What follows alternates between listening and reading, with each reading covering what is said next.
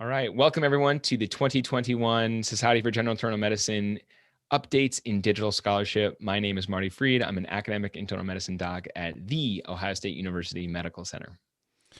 And I'm Christopher Chu. I am an academic med-peds physician at The Ohio State University as well. Right on. And Chris, we are contractually obligated to say that we have a stake in the game. I am a co-founder, and a producer of a podcast, Core IM, who is actually here, and we will be making some episodes about the content that is produced in the annual meeting overall. And I know that you guys are doing the same. That's right. I'm a producer with The Curbsiders, which is an internal medicine podcast, as well as a co-founder for The Cribsiders, which is a pediatric podcast. All right. So in terms of digital scholarship, Chris, this has obviously been an unprecedented, this has been a year with unprecedented challenges, both in our hospitals, in our clinics, in our communities. But it has been an opportunity for us within the digital scholarship space to really push our field to new areas, to expand, and to bring people together in ways that are so important and so necessary because of the challenges that the pandemic brought on. Yeah, I'm super excited to be able to be part of this session to present to everyone today sort of the amazing updates and innovations that we've had over the last year. So what do we have going on for us today, Marty? Yeah, so we're going to kick things off with first a definition of what digital scholarship is, and then a year in review, and that will be brought to us by Dr. Adam Rodman, and I will join him in that section. We're going to move on to a discussion on digital scholarship within traditional medical scholarship. So we've actually seen a lot of publications and manuscripts written about this work, and Dr. Rodman, as well as we'll be joined by Dr. Shreya Trivedi in that section. Then we're going to do an updates in digital communities, and that will be you will be leading that with the Dr. Uncle Bob Robert Centaur.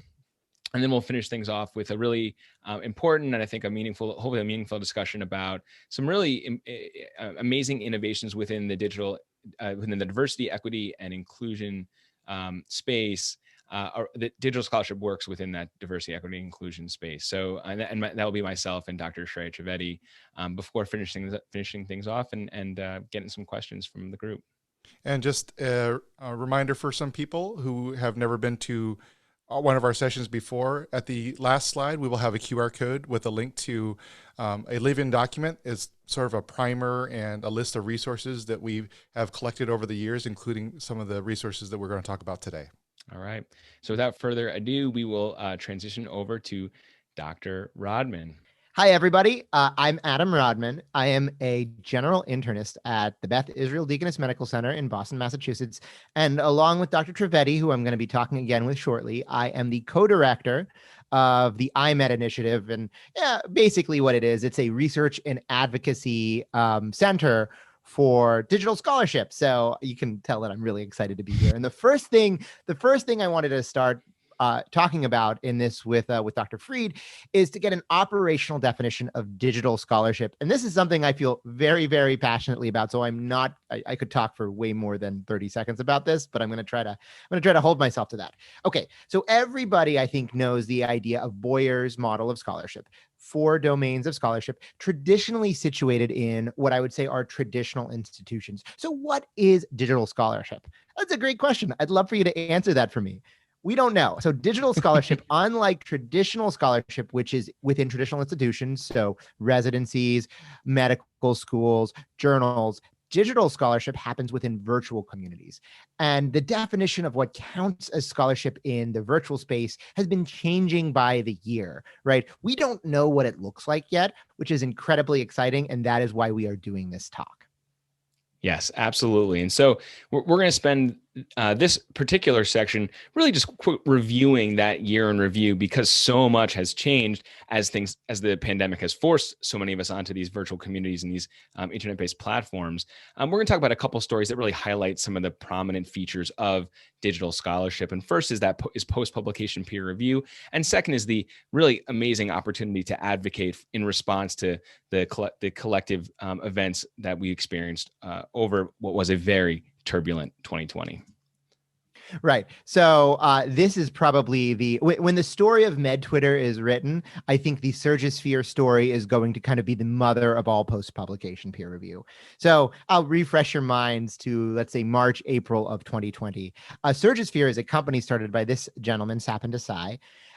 And ostensibly, they were this transcontinental, apparently on 6 different continents, taking all of this clinical data to do big data analyses and get new innovations. And a lot of these, there were 3 studies, and they made a lot of news, and we're still feeling the reverberations today. So if you remember the data suggesting a higher mortality in COVID-19 with ACE inhibitors that was published in the New England Journal, that was from Surgisphere.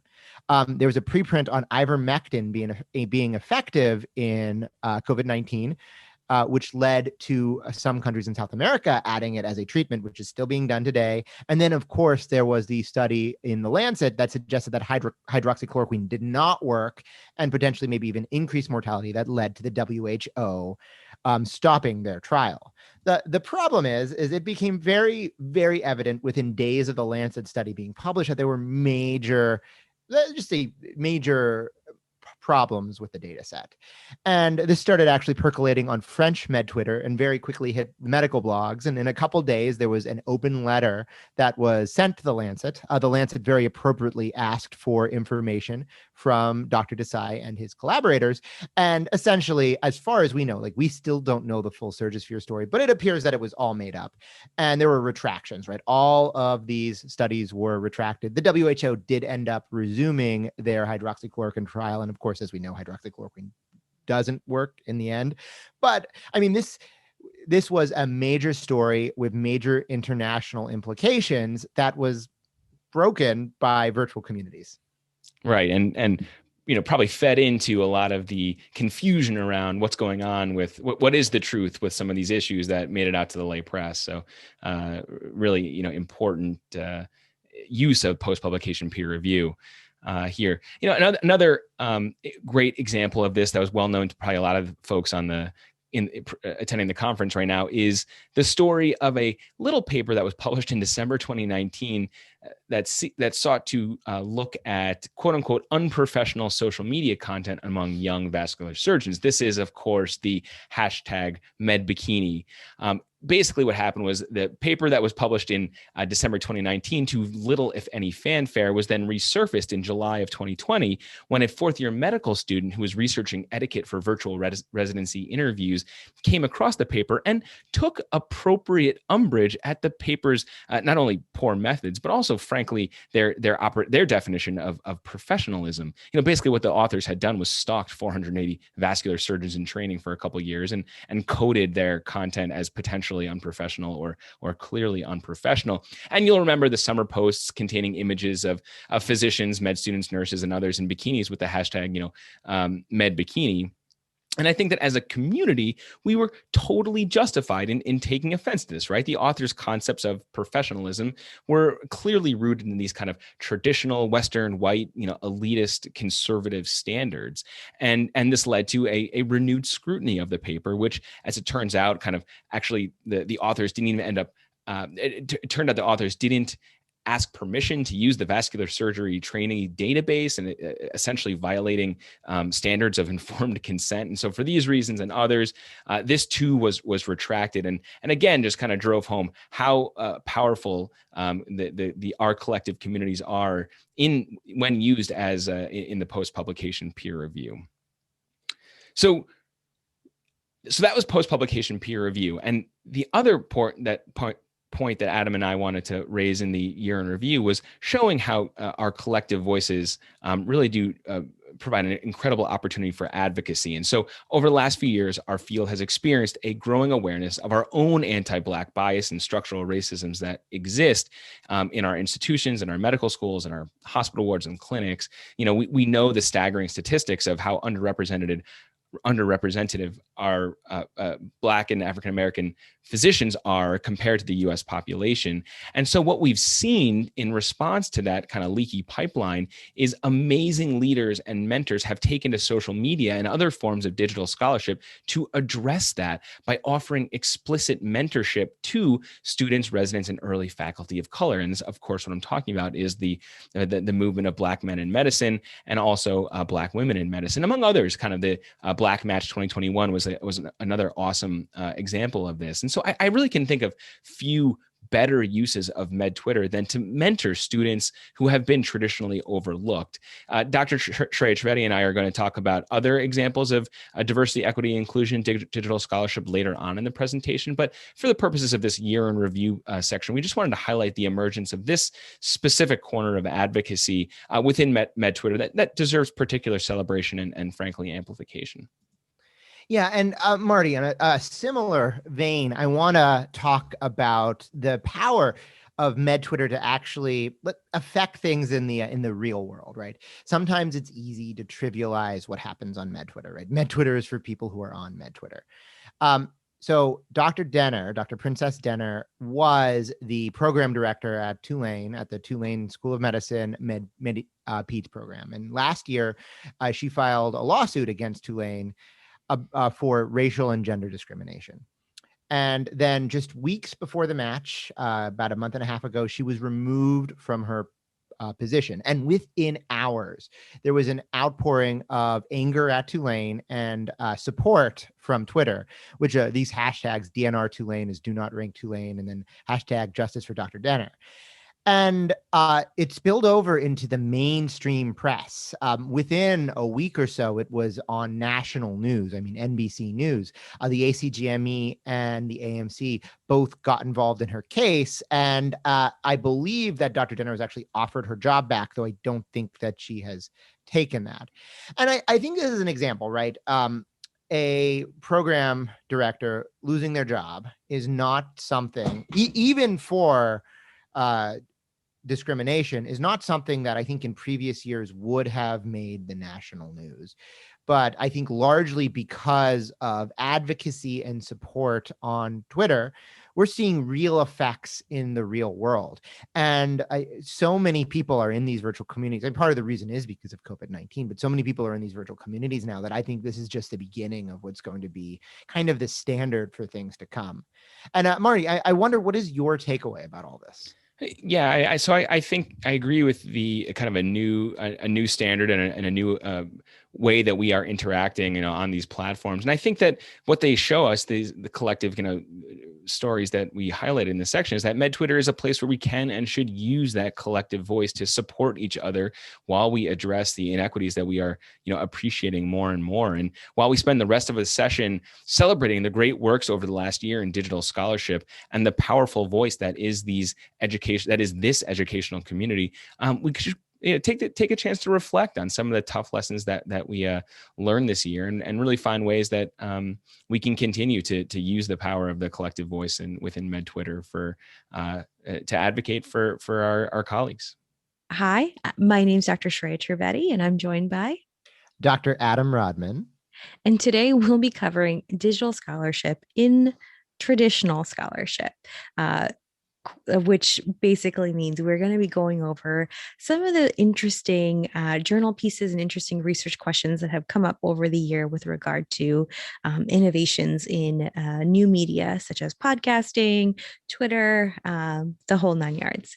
Adam, why don't you tell everyone a little bit about ourselves? So Dr. Trivedi and I are the co-directors of, well, it's written down there, the Innovations in Media and Education Delivery, or the IMED initiative. It's a lot catchier, at Beth Israel Deaconess Medical Center in Boston. And it is, as far as we know, the first research center dedicated to really studying in a rigorous way digital education, and not just studying, also like implementation and advocacy for digital education. So we eat this stuff up. I love how Shreya has a picture here of a bunch of paper journals. I don't think I well, it's digital scholarship in traditional scholarship. Do you want to get started, Dr. Trivedi? Yeah, absolutely. we're going to go to one of the first studies we wanted to highlight. Adam, do you want to pitch me a question on it? So I guess our question here that that this study is trying to address, Dr. Trivedi, is how do internal medicine residents utilize and perceive their own educational resources? Yeah, so to get at this question, these authors did a national survey of internal medicine residents that went out to 55 residency programs. The response rate, the respondents, there were 662 respondents. In terms of utilization, the interesting finding was that podcasts and YouTube are used more frequently than paper textbooks. As you can see on the right-hand column, podcasts are used about 60% of the residents, and about 57% of the residents are using YouTube. And in terms of perceptions of helpfulness, about 75% noted podcasts to be helpful, 82% noted YouTube, and then that compared that to kind of 66% noted textbooks to be helpful. So Adam, I'm curious, kind of looking at those findings, is there something you're taking away from this study? Well, I kind of like this study because it confirms all the things that I already feel strongly. No, I mean, this study confirms, Dr. Trivedi, what you and I have been saying for years now, which is that digital education and digital scholarship is one of, if not the most prominent ways in which our learners are learning right now. And I think that's really what this showed. Absolutely. So all the more reason to continue doing research around this work. Okay, so Adam, I am curious, or I should say Dr. Rodman, since you've been so courteous to me. Dr. Rodman, I'm curious to know if there have been studies this year looking at more effective knowledge translation, and more specifically, if adding in interpolated questions throughout a podcast increases knowledge translation or knowledge retention. Yeah, so this is actually a pretty cool study. I'm excited about the methodology of this. So this is a double-blinded, well, they're not truly blinded because you would know when you listen to the podcast, but randomized control trial that is multi-center. Sorry, what did you say, Dr. Trivedi? I said that's an astute observation. Yes, it's hard to have true blinding to what happens in a podcast, but allocation was blinded is the point. And there are two versions of a podcast made. One of those podcasts is a traditional podcast, and the other has interpolated questions, meaning that there's some lecture, there's a pause, a question, and then the lecture continues. And I believe there were 5 interpolated questions. And then there is a knowledge recall assessment, both at 2 days, so immediately after, and then 2 to 3 weeks later. And the study actually found that the interpolated group had higher scores, about 6% higher. However, all of this was driven by content that was addressed in the interpolated questions. Other content, they intentionally didn't address all the content. And as you can imagine, if it wasn't in the interpolated questions, it didn't increase it, which suggests that these interpolated questions themselves are increasing knowledge retention. And well, Dr. Trivedi, let me know your thoughts about this. Yeah, I think this can help us as producers, but more so our listeners of podcasts feel more comfortable or confident that when they're listening to podcasts that have questions included, they might have some more knowledge gains from it. So I think that's a kind of a positive study. Sometimes you wonder, you're listening to something, you're like, I don't know if I'm going to remember that or not. Or and it's exciting to think about learning science and how we can creatively use some of it in the podcast media. So yeah, and that's actually Shreya, that's why I was really excited about this study is I have been arguing for a while that one of the advantages of a lot of digital education is that it uses features from adult learning theory. And this study showed a really cool methodology that we can try out different things and see if there are, in a scientific way, to see if there are other things that increase. Now, we were joking earlier about the word learning, but at least knowledge retention, right? Yeah, absolutely. Absolutely. All right, Adam. Okay. Dr. Trivedi, I have wanted to know so badly, what is the impact of visual abstracts on article dissemination? Okay. So to answer this, our friendly nephrologist did a prospective case control trial this year where they took various manuscripts from the American Journal of Nephrology and tweeted them with either just the citation alone or the key figure or the actual visual abstract. And there was multiple different combinations of this, and there was crossover after about 2 weeks or so. And what they found was that every time they had a citation or every time they had a visual abstract, there was definitely much more views on average, and on average about 5 times higher engagement compared to the citation alone. And for all the scholarly researchers out there, or from a promotions perspective, the visual abstracts did have a higher increase in all metric scores. So I'm curious, Adam, does this change your practice? What do you think about this study? Yeah, so I think that buried in the context, this is actually a really interesting study. So the fact that digital abstracts increase audience participation or audience consumption is not new, right? Ibrahim showed this almost 4 years ago at this point. What I thought was really interesting is that they test the hypothesis in this study. Is it something about a visual abstract itself, or is it just a compelling visual? So in their crossover design, they actually have interesting images.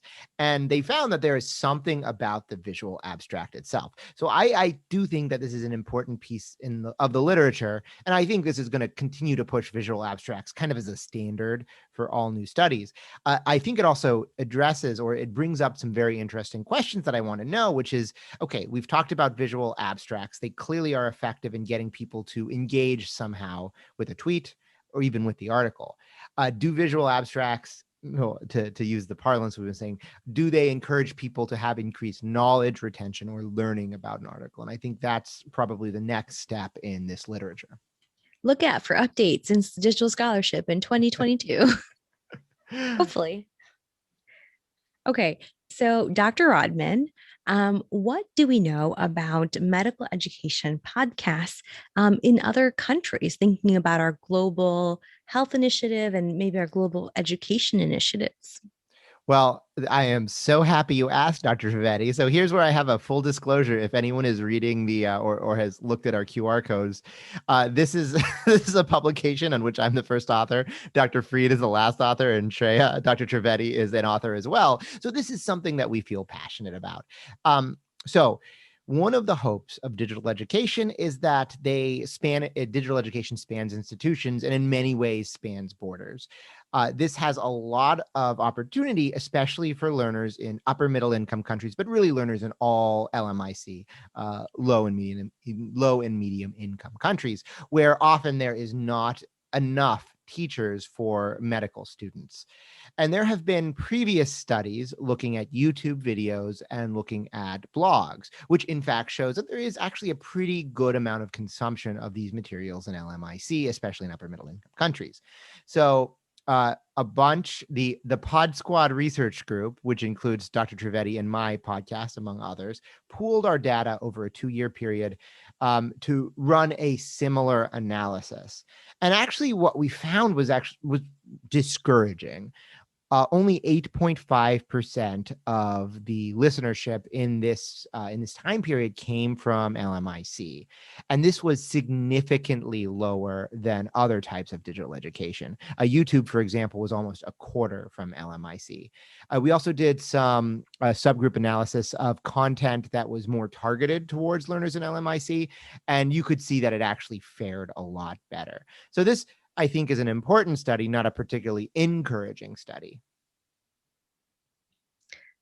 Well, with that, Dr. Rodman, should we close out to the next section? Absolutely. Thank you guys so much for listening to us. Take care. Bye. Hey there, this is Chris Chu again. I'm joined by Dr. Robert Centaur. Yeah, this is Bob Centaur. Since we're talking about social media, most everybody calls me Uncle Bob now. So I'm Uncle Bob. And our portion of this talk, we're going to talk about virtual communities and collaboration. So as you can see here on the slide, what are virtual communities? First, when we started talking about digital scholarship, as we might have talked about in the introduction, we have our social networks, which are sort of the me. Then we have within social networks, which are sort of the platform, the medium, we have virtual communities, which we essentially talk about as the we, and within that is digital scholarship. So right now we're going to talk about the types of virtual communities and collaborations that are within digital scholarship and virtual communities. So I think Bob, I think the first one we want to talk about is the Cardio Nerds Academy. Do you know much about the Cardio Nerds Academy? I know a little bit, and I've watched a few of their, listened to a few of their podcasts, but my understanding is that they're a group of cardiology fellows who started this, started with interviews, and now they are training others. And they've gotten both students, residents, and other fellows, and trying to get them up to speed with the types of things they're doing. That's right. Yeah. So Cardio Nerds, is a platform. They have a podcast. They are on Twitter, and they actually have developed this academy where they actually will have fellows. And they're using this academy to harness the whole Cardio Nerds network, and they're using that to facilitate mentorship, networking, collaborative efforts at the national and international levels. Their fellows that are selected, they help create digital medical education content, including the podcasts, tutorials, infographics, blogs, and they also have these longitudinal capstone projects. So I think Bob and I both feel that this is one of the most impressive virtual communities that have come up in the last year.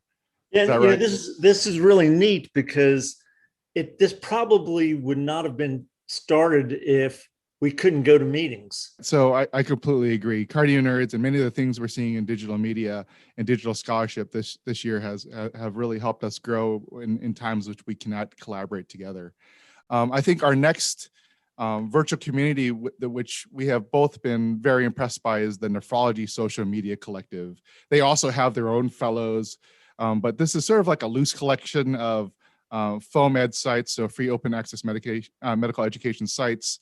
They have activities, so they teach nephrology to the world. They have key members, including Neph Madness, which many we talked about, I think, last year, NephJC, the Neph Journal Club, the Renal Fellow Network, the Freely Filter podcast, and many other portions to this collective. What have been your experiences with the Nephrology Social Media Collective, Bob? Yeah, I've listened to some of their podcasts, particularly Freely Filtered, which is an extension of their Nephrology Journal Club. I have participated in Neph Madness. I always do so poorly that I've sworn off all brackets this year, basketball, nephrology, or anything. But I've been invited to work with their fellows. They have a fellowship that Joel Toff helps run. If you don't know who Joel Toff is, he's Kidney Boy on Twitter and frequent participant in many podcasts. And I spoke to them for about an hour. What they're trying to do is get the younger generation who wants to do stuff, give them an idea of what the scope is so that they can be more creative. Excellent. And for those people, I briefly talked about Neph Madness earlier, and you brought it up again. So Neph Madness is sort of, the idea is based on March Madness, and it's, the annual college basketball tournament. But instead of basketball teams, they select the hottest nephrology topics, and then people sort of, each of these topics are faced off in a bracket score, and then everyone sort of makes their own brackets, and then throughout the month, they sort of face them off. They have people who make arguments why one topic's more interesting or better than another, and then they have a panel of judges who then decides who's the winner. So, and I just listened to a Curbsider episode where they were comparing oral iron versus IV iron in one half of the bracket, and the other half of the bracket was erythropoietin versus HIF, PHI. And if you don't know what HIF, PHI are, look it up. It's fascinating. And they were trying to decide who was going to come out of that bracket. And I was totally confused. It's definitely, they're definitely well worth the listen to, because there are lots of great topics, always very topical, very up-to-date things. So I really encourage people to check that out.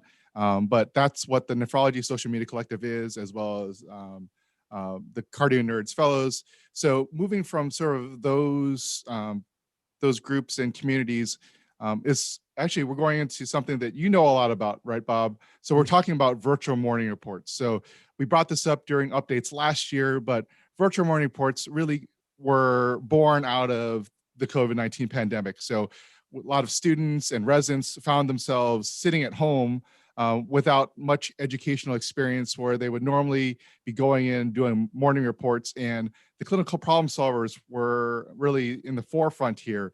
They would set up a Zoom, and a bunch of people would get on, and they would just work through a case. Now, Bob, you have been working with clinical problem solvers a little bit too. Is that right? Yeah, so I've been on the Zooms quite a bit, and I've brought cases to them. It's always wonderful. Sometimes we'll have a case that we discussed at one of our morning reports. I say, this would be great for other people to hear, so we'll present it to them. And it's always interesting to see how different people analyze the same case, and get to where you need to get to in a different way, which says something about internal medicine in general. And we actually started one. I started with our chief residents this year, called Unremarkable Labs, and that is meant to be a bit of a joke. But we do this once a week on Tuesday evenings, where we present a case that has a significant amount of interpretation of labs, because it's our contention that sometimes we talk so much about the history and physical that we don't do a very good job of analyzing the labs, and yet we're getting the labs, so we need to be very good at analyzing them. So we do that. What's interesting is there's a lot of cross-fertilization between the clinical problem solvers, Zoom virtual morning reports, and Unremarkable Labs. I see the same people, and that has become a community of a number of students, interns, residents, junior faculty, senior faculty. I've written letters for people for promotion based upon my interactions with them in the virtual communities, and communicate with people that I normally would have met in a meeting, but I met through these virtual morning reports. Now, one thing I found interesting over the last year is the development of this virtual morning report on, I think it's Sundays, where they only do medical students. No one else is allowed. So I have not been able to take a part because I'm not only a medical student, but I thought it was sort of an interesting thing that they've been able to have the safe space for medical students to really learn and explore. Yeah, and they've added two other things. They have this wonderful nephrologist, Aaron Berkowitz, who is usually there on Tuesdays. And so as internists, we're not very good at neurology often, and many of us have neurophobia, and I admit that I do. And so he'll go over how he thinks through a neurology case. And there are a lot of international medicine people from just a huge variety of countries who attend, because they're certainly invited to come. And so now they have an international day, usually on Saturdays, where all the discussants and the presentations are from people from outside the U.S. And it really does make this all community. And, I think these virtual morning reports continue to expand to many other places. So I'm aware of a virtual morning report for pediatrics called Not Just Little Adults, which I think is a fantastic name. So, for anyone who happens to be med peds who's listening along, I think people should check that out, in addition to clinical problem solvers and definitely Unremarkable Labs, which I think is on YouTube as well, right? I heard great things about it. Excellent. So the next step we want to go is from these communities where is some video, some other places, but now we're going over to Twitter. So on Twitter, there are lots of fantastic collaborations we're seeing all the time. My favorite collaboration currently is between Jennifer Spicer and Jeffrey Stetson, who have this thing called the Med Ed Twag team. And, they've recently gone through these long tutorials, which is basically a long threaded post on Twitter about, a med ed topic. Most recently, they've been going through feedback. So how to give learners feedback, whether it's a med student or a resident. Have you read any of these tutorials from the Med Ed Twag team? I'm learning by listening to you, because I didn't even know it existed until I got your slide set yesterday. Yeah, so they have been obviously one of my favorite ones. They come out every Tuesday, and it's just been really great to follow along. And they sort of switch which days. So Dr. Spicer is every other Tuesday, while Dr. Stetson's the other Tuesdays. And they took a small break previously, but now they're back in full swing and they're publishing every Tuesday. So what have been some of your favorite collaborations on Twitter, Bob? So I really like the people who do really good tweetorials because I learn a lot by going through a tweetorial. I try myself. I'm not nearly as good as this wonderful trio that does a podcast now. So there's a podcast called The Curious Clinicians, and they got together because they were all doing these very interesting tweetorials about things like I'm trying to think of a good example. How does LASIX work? Or yeah, that's one of my favorite ones recently. Why does LASIX work before it causes you to before it causes urination? Or and Tony Brew and Hannah Abrams, Avi Cooper are at all different places and all different stages of their career, and their podcast is great. But following them on Twitter also is very exciting. Andrew Olson runs something for the Society to Improve Diagnosis in Medicine called Teach DX, and I think about once a month he does a tweet chat. There are a lot of tweet chats. I don't usually get on a lot of them, but I know Hospital Medicine has some very good tweet chats. So I think that the communities that happen is when people start following you and start asking you questions, and you start asking them questions. I've actually met people on Twitter, used them on a podcast, and now we're collaborating on articles. So it's a way to get to know people and a way to find people who have similar interests. Great. Yeah, these are definitely good examples of how Twitter, social media, and some of these communities have brought us together virtually, whereas, as you said before, we would be meeting at conferences and hobnobbing and, check out who and who, but now we're doing it virtually and sort of meeting people this way. And some of these people are people who I wouldn't go to the same conference as them. True. So it's been pretty cool. I think the last thing that we wanted to hit in terms of communities and collaborations is obviously within the last year, COVID-19 has really been in the forefront of news, and it has impacted learning, medical education, and just medicine as a whole. We found that the communities that have blossomed on social media and virtually have really allowed very rapid dissemination of information. Areas on blogs as well as Twitter, things that we saw blew up was, the ICU one pager where, they developed very succinct understanding of ICU concepts in a single page, and that really was shared a lot on Twitter. Another thing that NEFJC, Neph Journal Club, that we've discussed already, but they also have a single blog post where they keep updated with any nephrology topics that are pertinent to COVID-19. And then another blog was Internet Book of Critical Care, which is done by Josh Farkas and his colleagues, which really have had up-to-date information on management of COVID-19 patients. These are all things that we found were exciting and interesting and really only blossomed because of the sharing on social media. Do you have any other examples of this, Bob? They're just people that I follow on Twitter who I know that if there's new information, I'm going to find out about it on Twitter before it's in the newspaper. There's a guy that goes by Antibiotic Steward, and he just keeps me up to date with everything that's coming out in infectious disease, especially all the COVID articles. So I know that if I'm following him, he'll have the link to the article. It's easier than searching, just following the right people.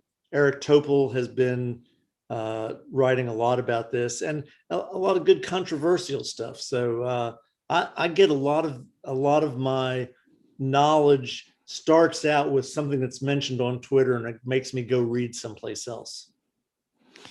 Well, thanks for talking to me, Bob. That's the end of our section in terms of virtual communities and collaborations. Thank you, Chris. All right, I am very excited to finish out our talk on such an important topic on digital scholarship and diversity, equity, and inclusion. It's me, Marty Fried again, and I am joined with my great friend and great colleague, Dr. Shreya Trivedi. Hello. Let's round this out. Right on. So our last section is really just to highlight digital scholarship in this diversity, equity, and inclusion space. And You know, Shreya, we obviously can't cover the tremendously important work in this particular tremendously important work in any meaningful detail in the few slides that we have. But we have created a living document that highlights these works and many more resources that our participants can peruse in perpetuity that we will highlight at the very end of the talk. The link will be on the last slide of the presentation. Excellent. So, one of the first things that we wanted to highlight was just how we saw so many medical podcasts kind of come out of the woodworks and use their medium and their platform to amplify racial justice, reflections around events that are happening or have happened, and thinking about representation in GME. And I think podcasts really have this potential to be pretty pivotal because it gives access to these nuanced perspectives that a lot of people might not have had access to at their home institutions. And I particularly want to give a shout out to the clinical problem solvers who actually held time. I think right before a virtual morning report where medical residents, students, and even the faculty reflected on their own racial or racist practices and areas for self improvement. So obviously the caveat is yes, reflection is only the first step towards action, but hopefully these conversations can deepen racial consciousness in medical professionals who might not otherwise engage in these concepts. Yeah, and I really love how you highlighted the space that they set out. I mean, I think one of the things that the clinical problem solvers do so well is kind of create that environment where people are okay being vulnerable, and that's so important in kind of exploring diagnostic schema and putting yourself out there. If you're offering like something in a diagnostic algorithm, but then applying that to kind of exploring your own biases in a way that allows you to be vulnerable, but also get a little uncomfortable, I think is a really great application for that. So, Absolutely. yeah. So we couldn't do a digital updates talk without an extended discussion about how Dr. Kimberly Manning, the patron saint of Med Twitter, continues to push our field in new and innovative ways. For those of you who haven't seen Dr. Manning's What's Your Why crusade, it really started as a 7-day educational tour through her discussions around vaccine hesitancy with the people around her. And it's actually snowballed from there. And even after the 7 days, Dr. Manning continues to put out these amazing interactions that she has where she discusses folks' issues around the vaccine and how she kind of helps them navigate their own why. And for me, I just can't even tell you how much I love this master class in motivational interviewing. I mean, I have personally taken literal phrases from these stories and use them in my own clinic as I help my own patients kind of work through their issues and their own vaccine hesitancy. And I think this particularly is a great place to end our session because in her What's Your Why threads, Dr. Manning has coalesced each of the streams that we have addressed tonight. This is another digital scholarship innovation around education and coaching of a very specific issue and a very specific skill set. I mean, this really is motivational interviewing and active listening. Her threads, I think, are perfect examples of advocacy, again, around a very narrow and very specific issue. And by the way, Dr. Manning published her experience in The Lancet about what it was like for her to be a vaccine trial, to be a participant in a vaccine trial as a graduate from Tuskegee University. So, I mean, it really is just an amazing example of that showcased like kind of all of the highlights in our updates in digital scholarship talk. Yeah, and I think at this rate, Marty, we can probably rename our talk to the Dr. Kimberly Manning Updates in Digital Scholarship, just because she embodies so much of the innovative work. But I think we're all just so indebted to her and all her contributions. And I think in that vein and in that vein of gratitude, I think we're grateful for contributions of anyone in this space who's, trying and rolling up their sleeves and trying to add to the net good in medicine by using these virtual communities. So I guess maybe with that, Marty, it sounds like you and Chris probably should be wrapping things up from now. Yes, I here. love it. All right. Well, I will see everyone next slide. Well, here we are, Marty, at the end of our talk in our session. Hopefully our audiences really enjoyed and learned a little something from everything that we talked about today. Yeah, absolutely. And it was really a pleasure to be able to compile these resources. And we just want to remind the folks joining us that this is by no means exhaustive. We picked meaningful works to us, but there's been so much work that we couldn't possibly highlight everything. So we hope that you enjoyed our year in review, our discussion about the digital scholarship within the traditional scholarship, the updates in virtual communities, and then finally the discussion about the work that's been done within diversity, equity, and inclusion. And remember that QR code on the screen right there will, if you point your phone camera to it, it should send a link to link you to our resources and our primer. This is a living document and is updated all the time, and we continue to use this every year. Right on. And so our last slide will just be a list of the our co-authors, our co-producers for this section, and their Twitter handles thereof. And with that, we'll leave this up for a second, and we will join you very shortly for a question and answer period. So look forward to talking to everyone in just a moment.